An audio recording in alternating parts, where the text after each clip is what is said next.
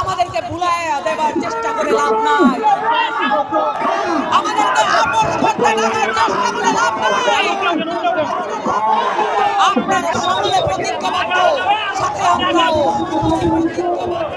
অধিকার রক্ষা করেনি, বাংলাদেশের সমাজ রাষ্ট্রকে বিভাজিত করেছে, বাংলাদেশকে একটি অন্তর্ভুক্তিমূলক রাষ্ট্রে পরিণত করেনি।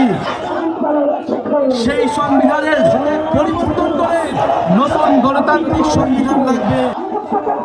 যেই ছাত্র জনতার আহ্বানে আপনারা গণ অভ্যুত্থানে অংশ নিয়েছিলেন, সেই ছাত্র তরুণরা একটি নতুন রাজনৈতিক দল গঠন করেছে।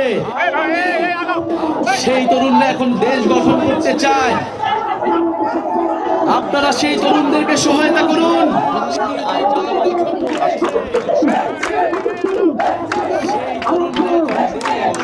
বাতাস যাবে তারা।